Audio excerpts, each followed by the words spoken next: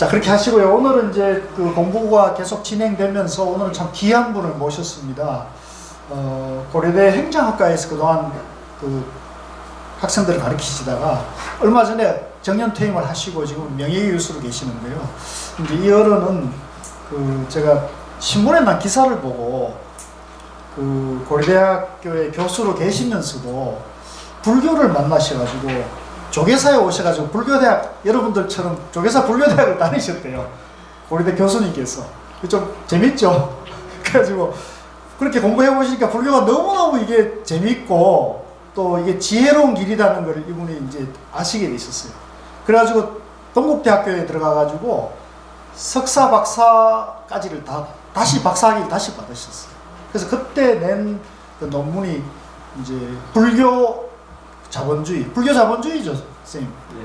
그래서 그걸 이제 그 박사학위를 책으로 내셨다는 얘기를 듣고 제가 어떤 분이 이런 분이 계신가 싶어서 제가 연락을 드려가지고 학교로 한번 찾아뵀습니다, 연구소.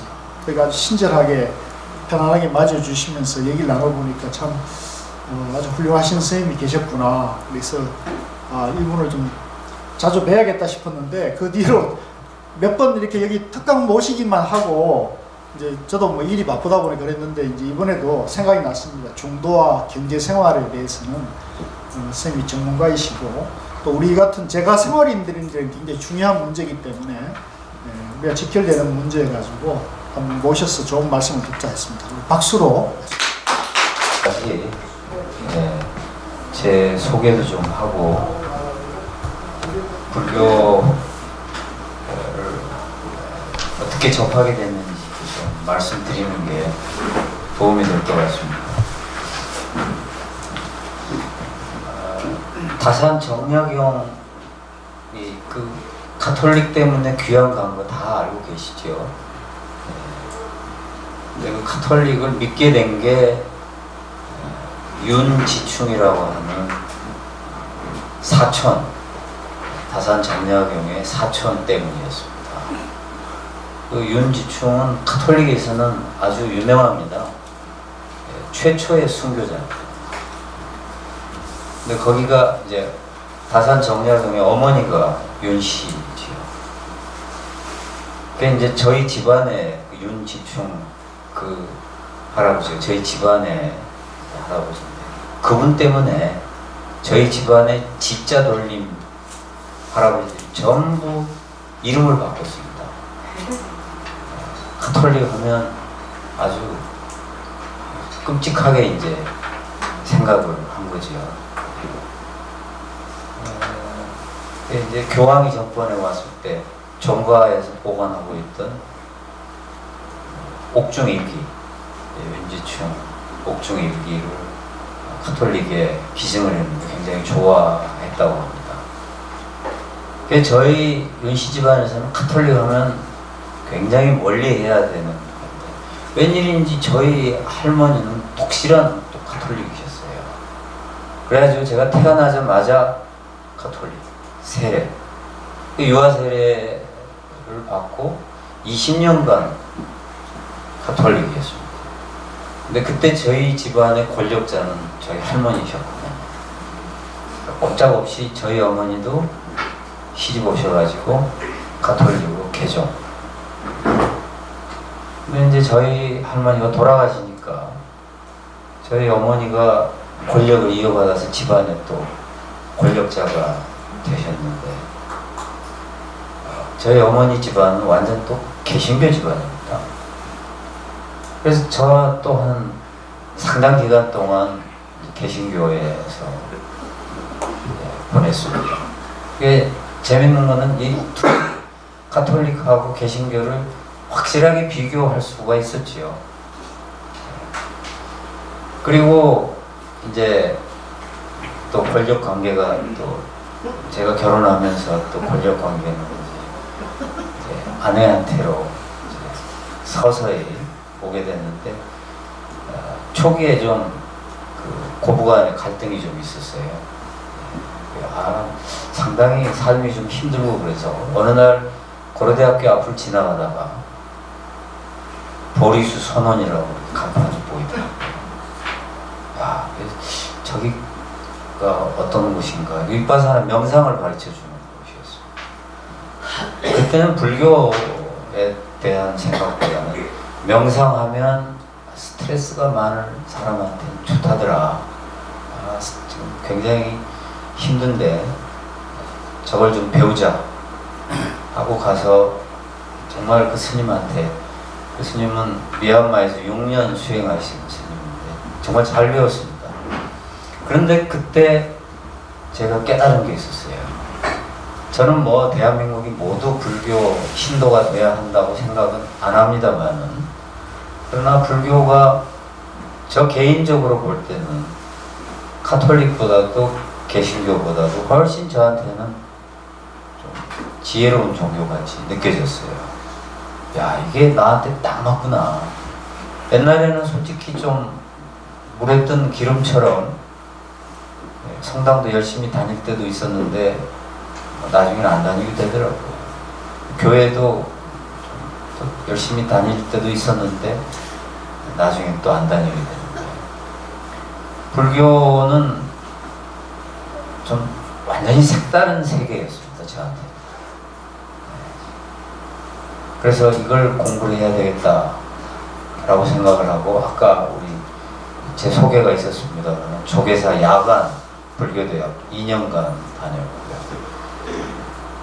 그때 더욱더 흥미를 느껴서 제가 동국대 석사 박사를 하게 됐습니다. 근데 제가 그때 공부를 시작할 때는 사실은 명상을 더 공부하고 싶어서 대학원에 들어갔는데, 공부를 하면서 제가 놀란 거예요. 뭘 놀랐는가 하면은 부처님이 돈에 대해서도 말씀을 많이 하시고 정치에 대해서도 말씀을 많이 하셨구나. 그래서 제가 경전을 읽으면서 형광펜을 2개를 준비를 했어요. 노란색 형광펜으로는 돈에 관한 구절을 쭉쭉 긋는 겁니다. 그리고 초록색 형광펜으로는 정치에 관한 내용을 쭉쭉 그었습니다. 부처님이 정치와 경제에 대해서 이렇게 많이 이야기를 하셨구나. 그리고 제가 논문 주제가 바뀌어버렸습니다. 그래서 명상에 대해서 논문을 쓴 게 아니고 일단 돈에 대해서 쓰자. 그럼 왜 돈에 대해서 썼는가? 제 전공이 평생 돈에 대해서 했거든요. 제가 경제학으로 학사학위가 있고, 제가 미국 공인회계사기도 하고요. 박사학위는 경영학으로 했어요. 고려대학교에서는 행정학과에서 가르쳤지만 미국에서는 경영대학원에서 가르쳤거든요. 평생 돈에 대해서 했고, 행정학과에서도 예산하고 회계에 대해서 가르쳤습니다. 정부의 예산과 회계. 그러다 보니까 남들은 경전을 보면은 그냥 지나가는데 제 눈에는 돈에 관한 구절이 쏙쏙 들어오는 거예요. 그래서 이거에 대해서 좀 내가 논문을 쓰고, 그리고 뭔가 사회에 기여를 할 수 있지 않을까. 그래서 제 지금 신조는 부처님의 지혜는 경제와 정치도 비추는 지혜이어야 한다. 이게 제 신조입니다. 그래서 그동안은 이제 돈에 대해서 강의를 많이 했고요. 올해부터는 현대불교의 격주로 1년간 부처님의 정치 사상에 대해서 글을 연재하기 시작했습니다. 그래서 제가 유튜브에 제 강의를 쭉 올려놓고 있습니다. 그래서 제 이름 윤성식 치면 유튜브에 돈에 관한 강의를 쭉 올려놓은 게 있고요. 그 다음에 1월 한 20일쯤부터는 정치에 관한 부처님의 생각, 부처님의 말씀을 중심으로 강의를 쭉 올릴 생각입니다. 그러면은 이제 오늘의 주제는 중도와 경제생활. 우리는 중도 하면은 참 쉽게 생각하지만 제가 불교를 공부하면서 야, 이 불교의 중도 사상이 정말 어렵구나. 그리고 불교의 전부구나. 그거를 이제 알게 됐습니다. 그래서 먼저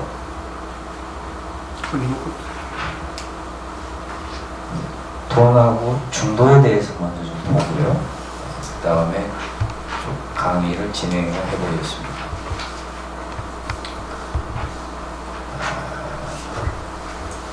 중도는 저는 일단 여실직연이다. 부처님 말씀. 실상을 그대로 본다. 있는 그대로 본다. 유태인 수용소에서 600만 명이 죽었습니다. 학자들이 연구를 했어요. 어떤 사람이 오래 살아남았을까? 우리의 생각은 낙관적인 사람들이 오래 살아남았으리라고 생각을 합니다. 그렇죠? 네. 근데 뜻밖에도 낙관적인 사람들이 일찍 죽어갔습니다. 그렇다면 비관적인 사람은 어떨까요? 뭐 역시 일찍 죽었어요. 자, 낙관적인 사람들은 대개 이런 식으로 생각합니다. 아, 이번 크리스마스 때 미군이 와서 우리를 구출해 줄 거다. 근데 크리스마스 때 아무 일도 안 일어납니다. 그러면 급속도로 실망을 해서 건강이 악화돼서 죽는 겁니다. 비관적인 사람은 어떨까요? 아예 처음부터 희망이 없다고 생각을 해요. 미군이 오긴 뭘 와, 우린 여기서 죽는 거야 하고 죽어갑니다. 오래 살아남았던 사람은 낙관도 하지 않고 비관도 하지 않는, 어떻게 보면 여실직연, 있는 그대로 보는 사람. 미군이 올 수도 있지. 그렇지만 뭐 쉽게 안 올 수도 있다. 헛된 희망을 갖지도 않고 포기하지도 않는 겁니다. 우리나라에도 번역된 미국의 베스트셀러에 긍정의 배신이라는 책이 있어요. 그건 암 환자들에 관한 책입니다. 이 저자는 생물학 박사인데요. 암 환자들이 암을 이기기 위해서 근거 없이 긍정적인 사고를 한다는 겁니다. 근데 그게 건강에 도움이 안 된다는 거예요. 긍정의 배신입니다. 물론 부정, 그것도 좋을 건 없습니다. 긍정도 부정도 아닌 그냥 있는 그대로 상황이 나쁘면 나쁘다고 보고 좋으면 좋다고 봐야지. 나쁜데도 좋다고 낙관하거나 좋은데도 나쁘다고 비관하는 것 다 잘못이라는 겁니다.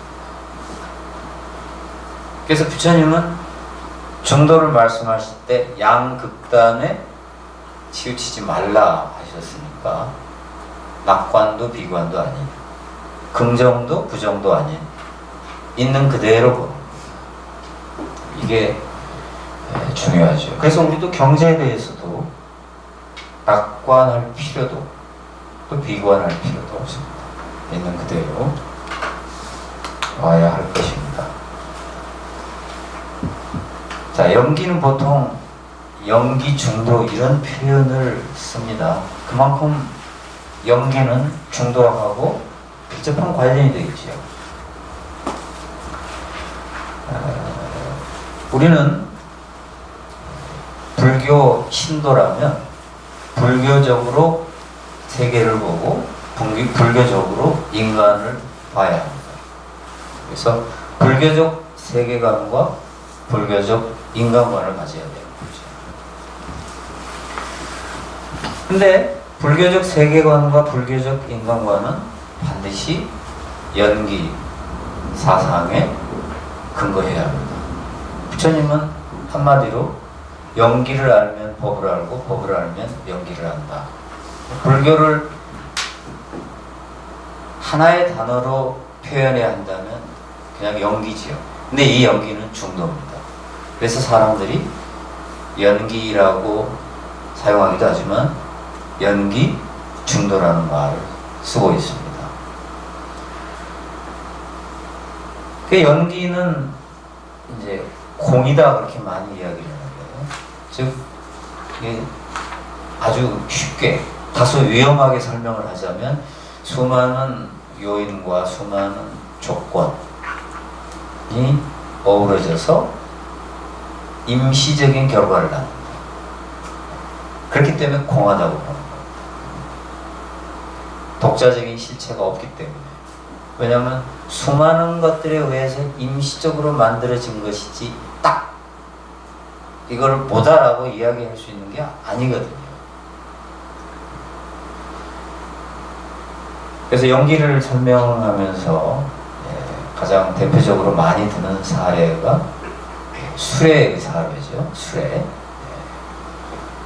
경전에 있는 수레. 수레라는 건 없다. 수레를 보면 바퀴, 또 나무, 가죽 뭐 이런 것들에 의해서 임시로 만들어진 것이다. 그렇죠? 그 해체하면 우리는 그걸 수레라고 부르지 않습니다. 그런 사례를 들기도 합니다. 그래서 연기란 공이다. 이제 돈 문제에 대해서도 우리는 이 연기 사상을 가지고 돈 문제를 보아야 되고, 그것은 독자적인 실체가 없는 공하는 것이니까 중도입니다.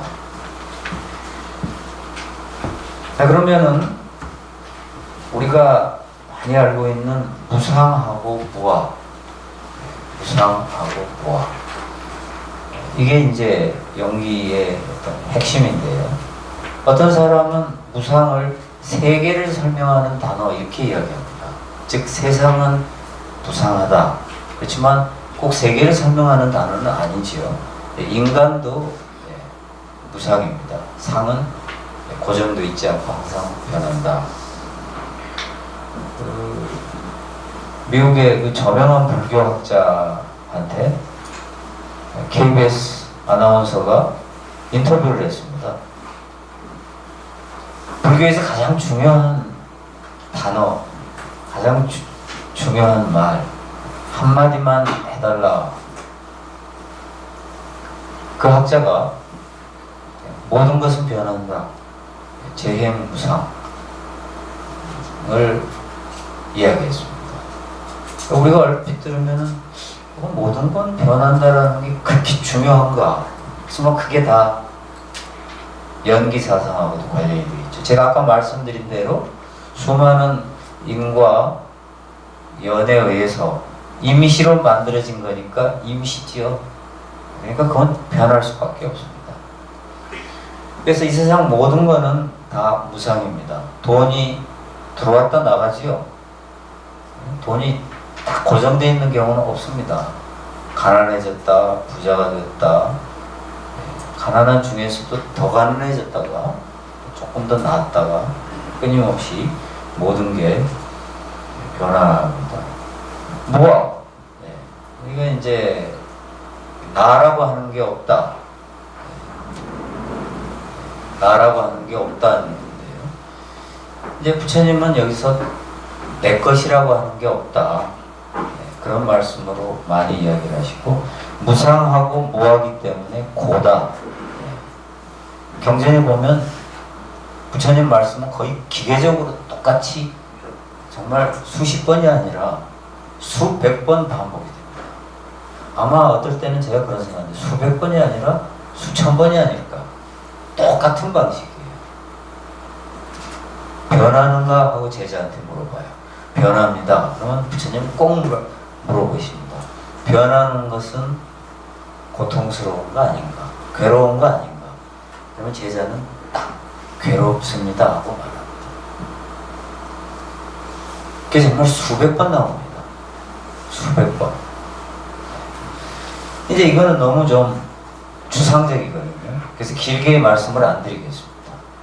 오히려 뒤에서 하나하나 사례를 가지고 말씀드려야 하고 이해가 되실 것 같습니다.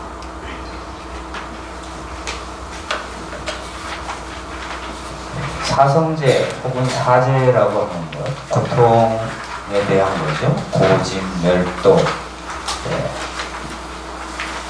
그래서 사실 불교는 고통이 고통이란 무엇이고, 고통이 어떻게 모아지는 것이고, 고통이 어떻게 없어지는 것이고, 그걸 없애려면 뭘 해야 되는가, 이 사성제가 참 중요한데, 그 고통에 이제 생로병사의 고통을 많이 이야기를 합니다.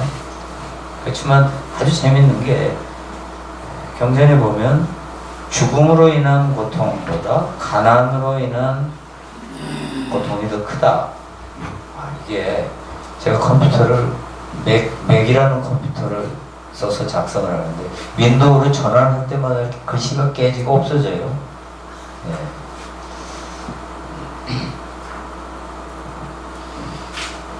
자, 이거는 참 재밌습니다. 죽음으로 인한 고통, 생로병사, 사고지요. 고통보다도 빈고가 더 크다. 경전에 보면 차라리 죽을지언정 이렇게 표현이 되어 있어요. 차라리 죽을지언정 이 빈곤으로 인한 고통을 어떻게 말로 표현을 하겠는가. 너무 힘들다. 이 돈 문제는 부처님 당시에도 힘들었지만 오늘도 힘듭니다.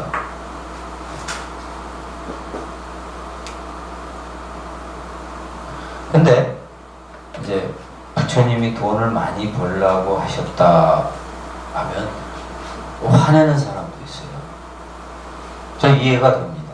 왜냐면은 돈 때문에 얼마나 많은 갈등을 겪습니까?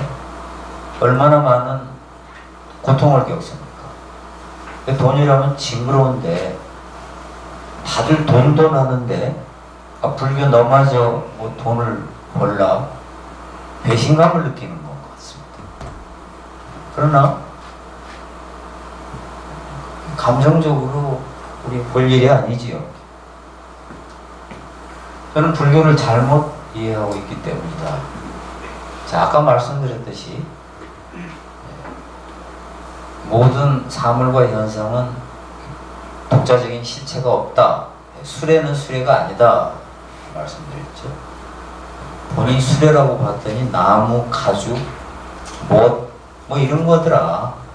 해체되면 수레가 아니더라. 독자적인 실체가 없다. 또 자성이 없다. 돈이 나쁩니까? 아니죠. 돈은 나쁜 것도 아니고 좋은 것도 아닙니다. 근데 왜 돈을 우리가 돈 때문에 고통을 받았다고 해서 돈이 나쁜 것은 아니죠. 돈이 나쁜 게 아니고 그 돈을 가지고 누군가가 나쁘게 썼다. 돈이 나쁜 상황을 만들어냈다. 이렇게 볼 수가 있습니다. 돈은 애꿎은 희생물인 것입니다. 돈 자체는 문제가 없지요. 사람이 문제고 상황이 문제고. 그래서 부처님이 돈을 많이 벌라고 하신 것은 우리가 불교에 대해서 잘못 알고 있기 때문에 그런 것입니다. 일단 저는 욕망 앞에 좀 정직해지자. 있는 그대로 보는 게 아까 중요하다고 말씀드렸죠. 나 욕심이 있는 거 그걸 그냥 아니다라고 부인할 필요 없이 자기의 욕망을 한번 좀 있는 그대로 볼 필요가 있지요. 대한민국에서 조사를 했습니다. 각 세대한테 가장 후회되는 일, 20대에서 가장 후회되는 일, 공부 좀 할 걸 1등. 대학 좋은데 못 가서 20대는 한이 맺혔겠지요. 30대 역시 1등이 공부 좀 할 걸 1등입니다. 직장 생활 하다 보면 명문대학이 훨씬 유리하거든요. 사업하는 사람도 명문대학이면 네트워크가 훨씬 좋습니다. 대한민국의 소득 조사해 봤는데 명문대 출신들의 소득이 더 높아요. 40대는 어떨까요? 역시 40대에도 공부 좀 할 걸 이게 일입니다. 50대는 어떨까요? 50대는 재미있게도 남녀가 약간 다릅니다. 남자는 역시 공부 좀 할 걸 그게 일입니다. 근데 여자는 내 자식 공부 좀 시킬 걸. 또 공부네요. 근데 아까 생각해 본 것처럼 공부 열심히 해서 공부 열심히 할수록 돈을 못 번다 하면 그렇게 한이 맺힐까요? 아닙니다. 대한민국에서는 여전히 통계적으로 명문대 나오면 소득이 더 높거든요. 그래서 사람들이 압니다.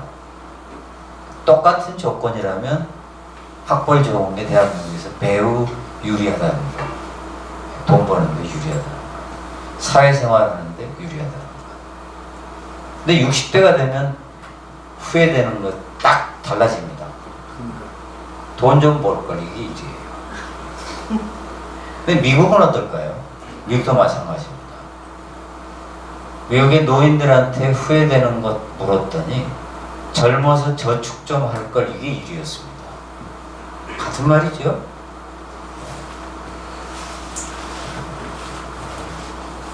나이 들면 사람들이 많은 걸 알아요.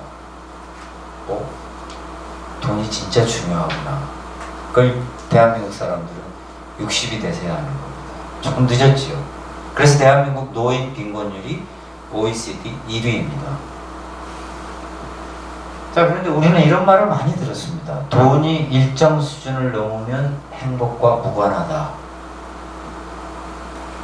맞기도 하고 틀리기도 합니다. 자, 그래프를 보면 이제 재밌습니다. 돈이 늘어날 때 행복이 처음에는 쑥쑥 늘어나요. 가난했을 때 돈이 늘어나면 행복도 쑥쑥 올라갑니다. 근데 어느 수준을 넘었으면 이게 이렇게 하다가 완만해져요. 그렇지, 이게 평평하거나 내려가지는 않습니다. 완만해집니다.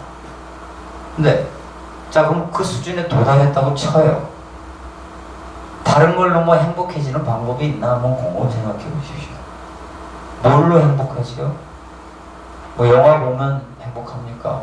여행 가면 행복합니까? 물론 조금씩 좋긴 하지만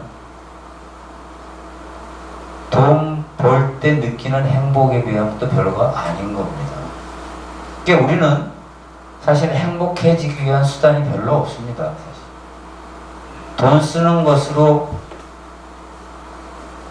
돈 쓰면서 느끼는 즐거움만큼 사람한테 짜릿한 것을 주는 게 많지 않아요. 정신세계가 아주 참 복잡하고 높은 사람 아니면 돈만큼 측효약이 없는 겁니다.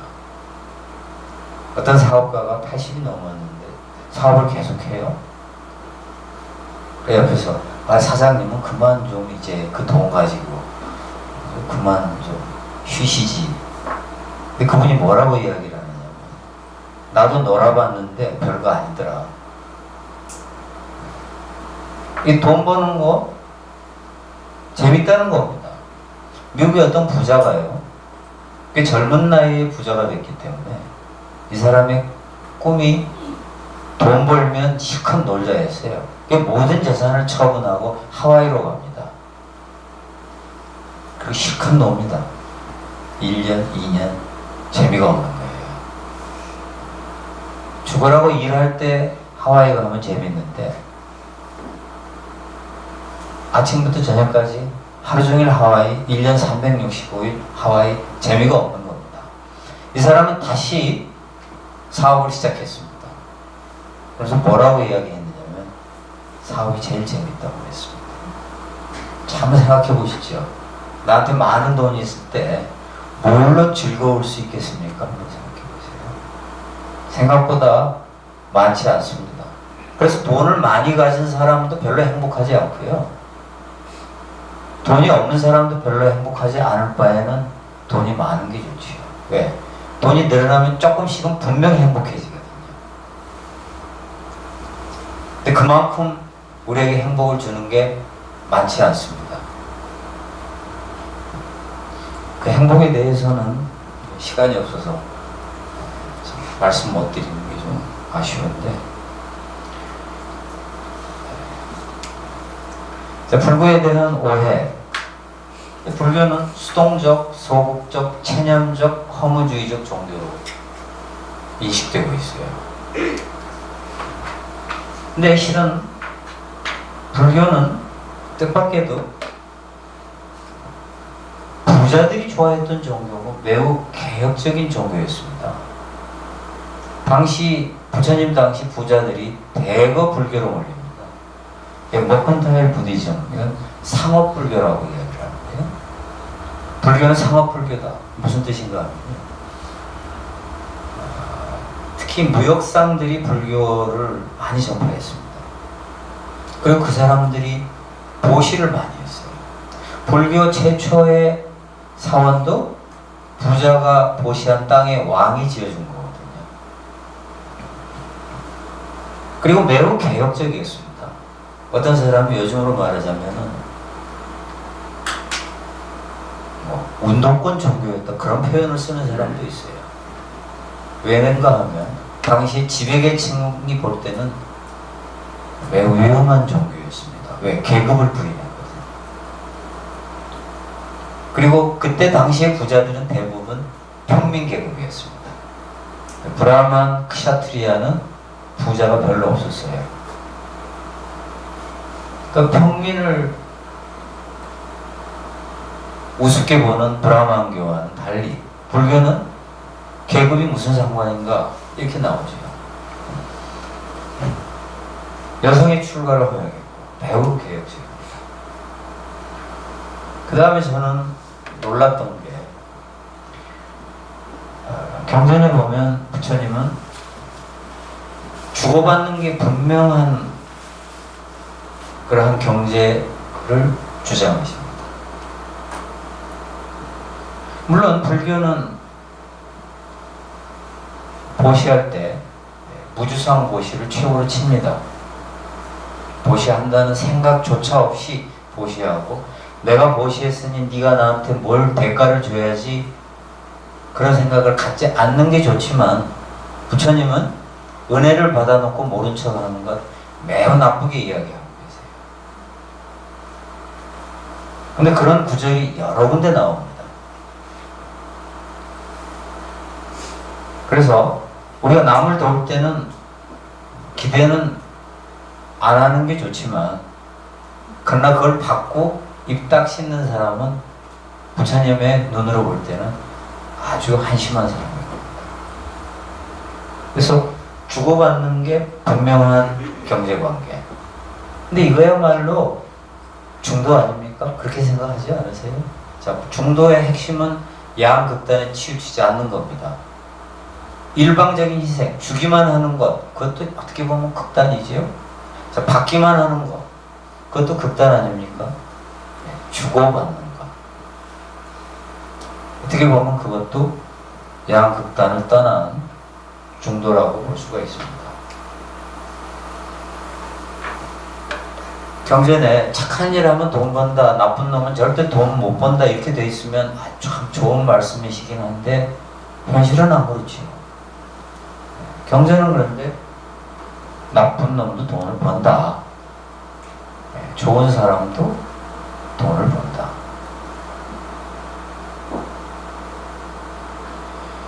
어떤 학자는 부처님을 논리의 화신이라고 표현했습니다. 제가 경전을 읽으면서 부처님의 어떤 분인가 하는 게 느껴지거든요. 전 부처님은 매우 과학적인 분이라고 느꼈어요. 과학적인 분. 연기를 말씀하시면서도 내가 연기를 만든 게 아니다 그렇게 이야기하시죠. 연기는 원래 있었다. 내가 발견한 거다. 과학자처럼 발견하신 거다. 세상의 법칙을 발견하신 거죠. 그러니까 이 세상을 그대로 직시하는 분이셨다. 그래서 부처님은 논리의 화신. 불교는 자비, 희생, 헌신 이런 것도 소중하게 생각하지만 그러나 핵심은 자리이탈입니다. 그게 곳곳에 녹아 있습니다. 부처님의 그 자리이타 사상은 불교 전반에 다 녹아 있습니다. 그래서 이것도 저는 중도적인 거라고 봤어요. 나의 이익만 취하면 어떻습니까? 그것도 좀 한쪽으로 치우친 거예요. 그렇지만 자기는 거의 다 죽게 생겼으면서 남만 위하면 글쎄요, 그것도 좀 치우친 겁니다. TV에 어떤 그 부녀가 나왔는데 딸이 한탄이 그거예요. 자기 아버지 돈 한 푼 없는데 누가 도와달라고 하면 은행에서 돈을 빌려가지고 도와준다는 거예요. 그러니 자식이 얼마나 힘들겠습니까? 저는 참 동정심이 많은 사람이다라고 생각하지만 조금 문제가 있다라고 생각을 합니다. 이타도 심하면 곤란하지요. 저는 자리 이타가 이게 양극단을 떠난 중도다. 자, 아까 부처님은 돈을 많이 벌라고 하셨는데 그 이유는 뭘까요? 벌이 온갖 꽃을 채집하듯이 밤낮으로 재물을 얻으라. 밤낮으로. 경전에는 아주 반복돼서 나옵니다. 돈 많이 벌어라, 돈 많이 벌어라. 돈 많이 벌면 얼마나 좋으냐. 많은 사람들한테 충격입니다. 어떻게 그런 말씀을 하시지? 돈은 더러운 것이니 멀리하라. 이게 불교적 같이 느끼는 겁니다. 근데 아까 말씀드렸듯이 이 세상의 모든 사물과 현상에는 원래부터 좋고 원래부터 나쁜 건 없습니다. 그런 건 없어요. 돈도 원래부터 좋거나 원래부터 나쁜 건 없습니다. 자, 왜 돈을 많이 벌라고 하셨냐면 재물을 현재에 가지면 한량없는 복을 얻을 것이다. 맞죠? 경제는 그렇게 이야기하고 있습니다. 집도 더 큰 집, 편안하게 살 수 있고 옆 사람도 도울 수 있지 않습니까? 그래 얼마나 좋아요. 우리가 그런 사람 보고 복 받았네 하지요. 그러니까 돈 많이 벌면 한량없는 복을 얻는 생활을 할 수 있지요. 얼마나 논리적입니까? 문제될 게 하나도 없는데 우리는 이게 불편하지요. 불교는 뭔가 무소유의 종교, 돈과 멀어야 된다고 생각을 했는데 이거 보면 뭐야?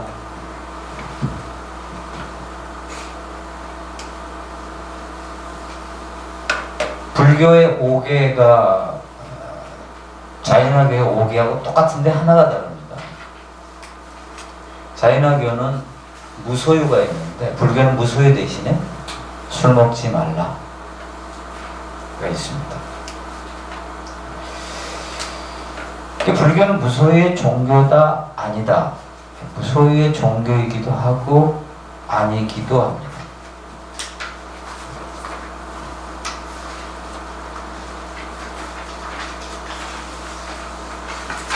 자, 그럼 무소유는 어떤 뜻을 가지고 있을까요?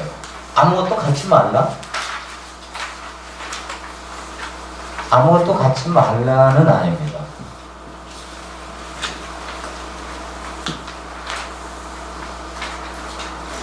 생존의 최소 수준만 갖는 것, 그걸 무소유로 많이 정의를 합니다. 그러나 그건 또 하나의 정의이고요. 소유하되 집착하지 않는다라고 정의하기도 합니다.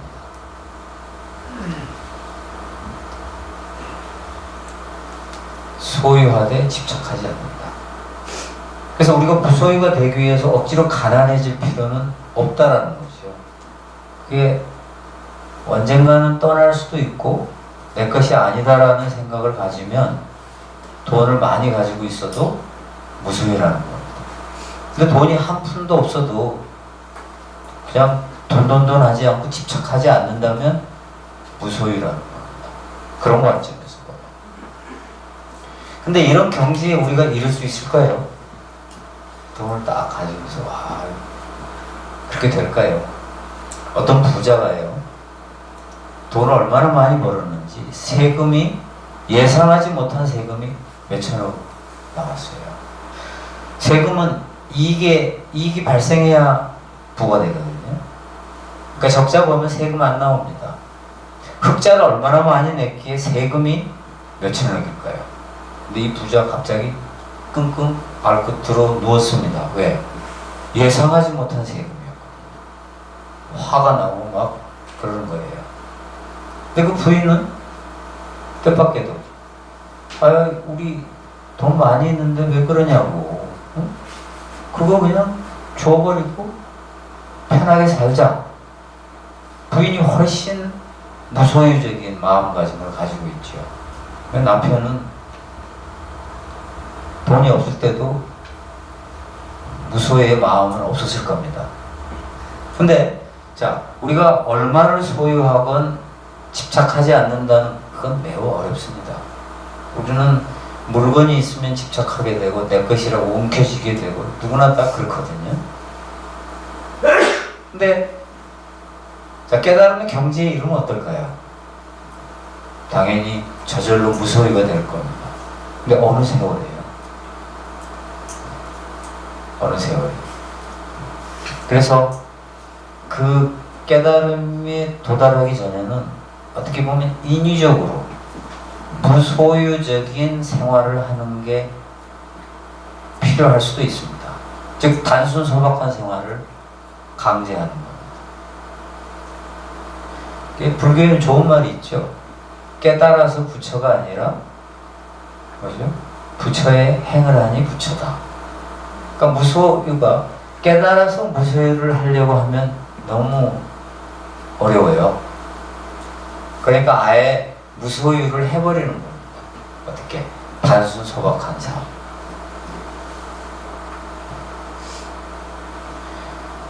그래서 불교의 무소유는 소유의 소멸, 집착의 소멸, 이런 여러 가지 의미를 가지고 있지만 한마디로 중도라고 볼 수 있습니다. 소유하되 집착하지 않고 단순 소박한 소유.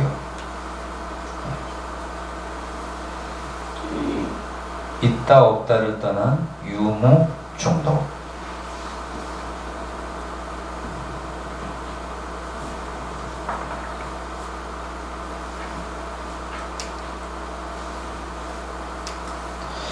자, 돈 버는 거에 대해서 경전은 참 많은 말씀을 하고 계시죠. 근데 딱 요것만 하면 돈 번다 그건 없어요. 그럼 돈 벌기 너무 쉽게 해요. 연기의 눈으로 세계를 보면, 자, 아까 우리 연기를 말씀드릴 때 수많은 인과 연이다. 인은 어떤 요인을 말하고요, 직접적인. 연은 어떤 간접적인 조건, 이런 걸 말합니다. 그래서 우리가 돈을 버는 것도 인과 연이 맞아서 버는 것이지 딱 뭐 한 가지만 하면 된다 이런 건 없습니다. 근데 사람들은 그걸 원하지요. 딱 한 가지만 하면 돈 벌 수 없나? 네. 그런 건 없다는 겁니다. 수많은 인과 수많은 연이 있어야 한다. 시크릿이라는 책 혹시 보셨습니까? 저도 한번 사서 봤는데 뭐 이런 책이 다 팔리나. 세계적인 베스트셀러죠. 그 책은 간절히 소망하기만 하면 된다는 거죠. 그래서 그 책에는 그런 사례가 있어요. 계약을 막 간절히 원해요. 그랬더니 며칠 뒤에 연락 옵니다. 계약하자고. 게으른 사람한테 딱 좋죠. 그냥 가만히 누워갖고 간절히 소망만 하면 되니까. 근데 부처님은 그런 식으로 말씀하시지 않습니다. 돈 벌려면 수많은 인과 수많은 연이 필요하다.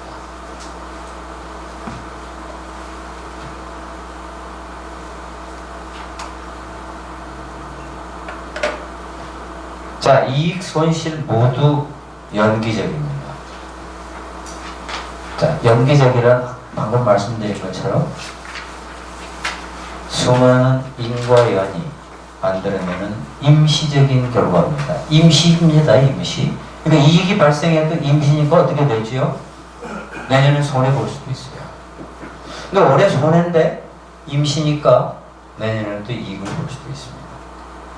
근데 이게 딱 하나의 요인에 의해서만 이익이 발생할까요? 아니답니다. 수많은 인과 연이 만나서, 제가 옛날에 손 씻는 세정제 회사 사장을 만난 적이 있어요. 여러분 혹시 옛날 기억나십니까? 한때 뭐 사스, 메르스 할 때 정부가 손 씻기 캠페인 엄청 했습니다. 그래서 텔레비 키만 하면은 세정제, 공공장소에 가면 입구에 세정제 있고 막 손 씻으라고. 그 사장님 말씀이 24시간 공장을 가동해도 물건이 공급이 딸려서 다 못 판다는 거예요. 주문을 못 받는다는 겁니다. 자, 그건 자기가 잘나서 돈 번 거 아니죠. 나로 인한 것도 아니고 외부 요인도 아니다.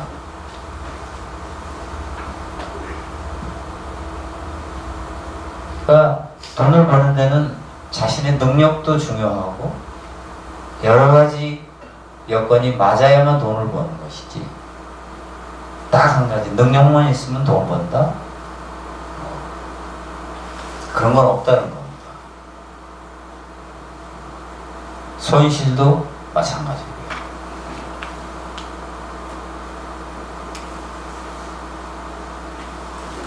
그런데 부처님은 이제 돈 버는 데 필요한 것들을 이야기하고 계십니다. 재밌죠? 근데 모든 걸 다 이야기해 주셨으면 참 좋겠죠. 그거 다 실행해 보면 반드시 부자가 될 테니까.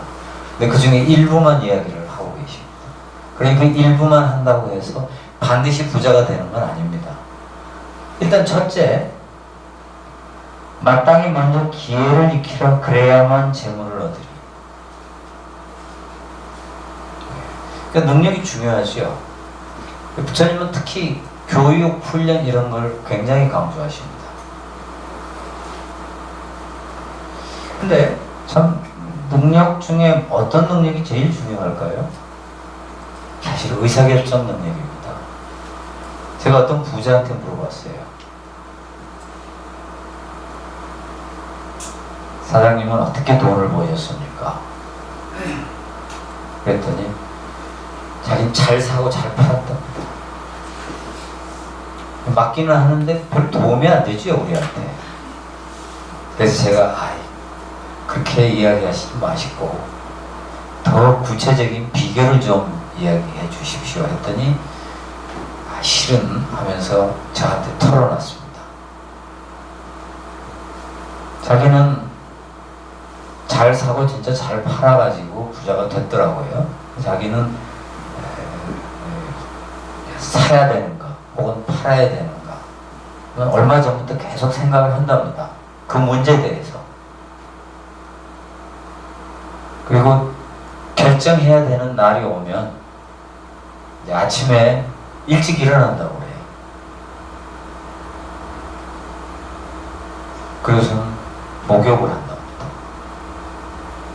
깨끗한 옷으로 갈아입고 눈을 딱 감고 생각을 한답니다. 오늘 계약해 마라, 이렇게 생각을 하는 거예요. 그분은 불자가 아닙니다. 그러면 처음에는 계약을 하면 이런 좋은 일이 생기겠구나, 장밋빛 꿈이 이렇게 펼쳐진다는 겁니다. 근데 계약을 했다가 또 안 좋은 일을 하면은 또 위험한 시나리오가 잔뜩 상상이 된다고. 그러면 그걸 보고서 어떻게 해서든지 치우치지 않고 잘 결정을 하려고 애쓴다는 거예요. 그렇게 해서 하면 대체적으로 100%는 아니지만 대체적으로 성공했다는 겁니다. 저는 그걸 딱 보고서 이분은 불자가 아니지만 경전에 나온 것처럼 정념을 소지하고, 항상 정념을 소지하고 의사결정도 정령을 소지하고. 미국에서 과학자들이 요즘 명상을 많이 연구했습니다. 명상의 효과. 명상을 하면 의사결정 능력을 향상시킨다고 합니다. 치우치지 않고 의사결정을 할 수 있는 거예요. 돈 벌 수 있다라는 장밋빛 꿈에 푹 빠지는 것도 극단이죠. 이거 계약했다 큰일 난다는 비관적 시나리오에 빠지는 것도 극단입니다. 빠지지 않고 있는 그대로 보고 의사결정을 할 수 있는 것. 그러려면은 정령을 소지하고 바른 생각이라고 번역을 하는데, 이것도 조금 사실은 또 구체적인 설명이 필요한 단어입니다. 여튼 저는 그 부자가 명상을 하는 것처럼 보였습니다. 자, 둘째는 근면입니다. 근면 엄청 강조하고 계신데, 저 늙은 부부가 젊었을 때 건강한 몸으로 부지런히 재물을 구하였더라며 슈라바스티 성에서 첫째가는 부자 장저가 되었을 것이요. 슈라바스티 성은 당시의 대도시입니다. 자, 부처님은 근면 엄청 강조하고 계신데, 불교는 죽기 살기로 하는 건 아닙니다. 죽기 살기로 하는 거는, 이거는 또 극단이에요. 게으른 것, 이것도 극단입니다. 그냥 열심히.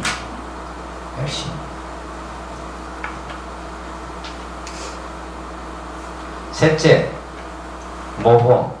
저는 이걸 도전이라고 생각을 합니다. 부처님은 농업 이외에 상업, 목축, 부동산 임대업, 셋집 놓아 돈 받으라, 그렇게 말씀하고 계세요. 그 다음에 금융업, 돈 빌려주고 이자를 받아라. 당시에 농사 짓는 건 가장 보편적인 일이었습니다. 이거 하면 그냥 무난하지요. 근데 상업, 목축, 이런 것들, 부동산 임대, 금융업, 이런 것들은 뭔가 쉬운 일은 아닙니다. 아무나 그렇게 쉽게 할 수 있는 일이 아니고 약간의 도전, 모험이 필요한 일이죠. 돈을 벌려면 사실 알고 보면 모험을 하지 않으면 안 됩니다. 부처님은 이 현실을 정확하게 알고 계신 거죠. 그러나 모든 사람이 다 사업을 할 수는 없지 않습니까? 자기가 생각을 해서 나한테 그게 맞느냐, 맞지 않으면 도박이고 맞으면 모험인 것입니다.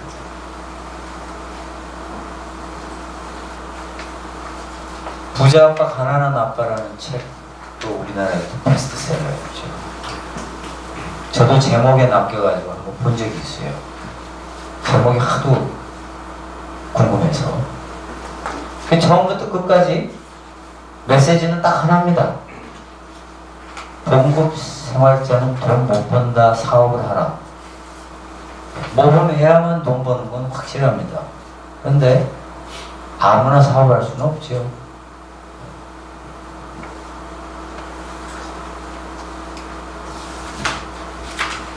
아까 말씀드렸듯이 돈을 벌려면 수많은 인과연이 필요한데, 부처님은 능력, 근면, 모험 이런 것에 대해서 말씀하시고 수없이 다 나열하지는 않으셨습니다. 뭔가 알파가 또 필요하겠죠. 이 세 가지 이외에 수많은 알파가 있을 겁니다. 기타.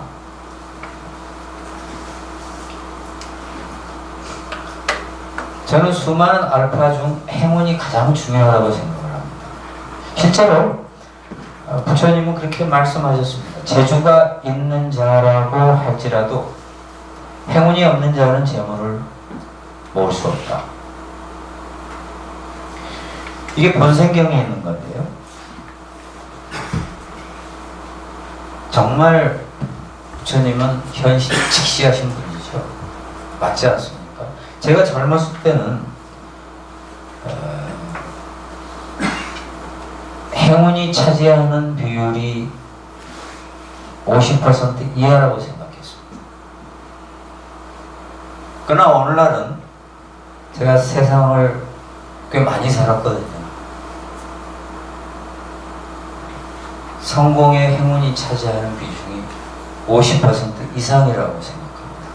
심지어는요, 학문의 세계에 있어서도 행운이 매우 중요합니다.